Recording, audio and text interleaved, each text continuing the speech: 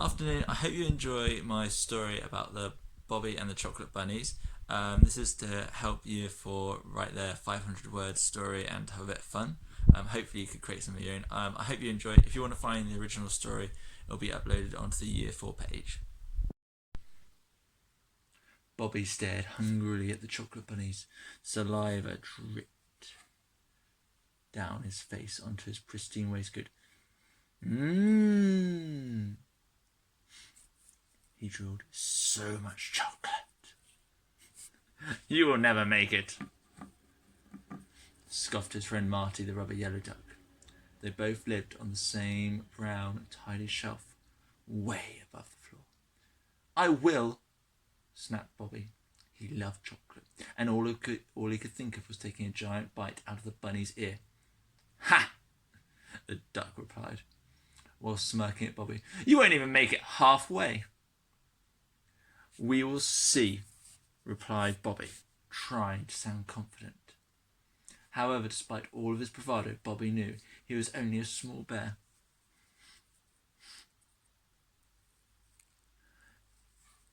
With small grey fluffy legs. Worst of all, he thought to himself, was that he only had one hand.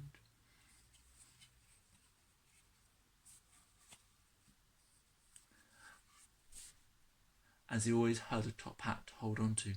Nervously, Bobby lowered himself down the desk using the bright white headphones rope available. Halfway down, he started to feel more cocky. Then a small draft of wind hit him, blowing him wildly around.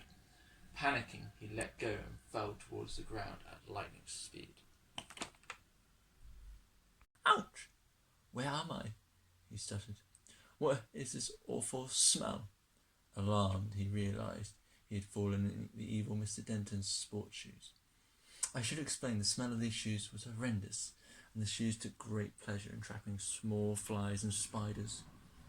With its stench, the best way to describe these shoes is to imagine putting your head into an old washing basket full of underwear and throwing some rotten blue cheese in for luck. Frantically, Bobby jumped out of the shoes, gasping for breath. The shoe sat there laughing.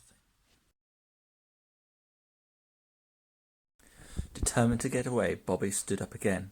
He had never been on the floor before. It was a shambles, a wreck, a mess, and it was full of traps and obstacles. Not like his nice clean shelf. Nevertheless, he could not give in, and the bunnies would be so tasty. Waddling forward, he weaved around the green mountain.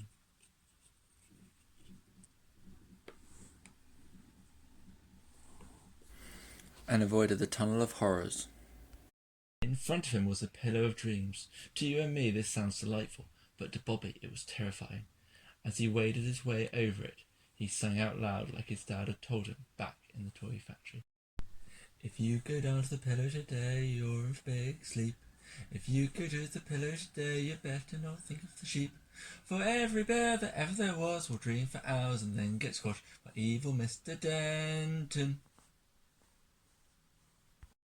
With great relief, he made it across the pillow and stared at his prize, the chocolate bunnies standing there, ready to be eaten.